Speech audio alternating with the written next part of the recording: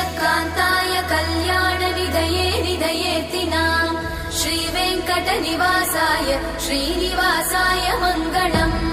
Lakshmi सविभ्रमालोकसुभ्रूविभ्रमचक्षुषे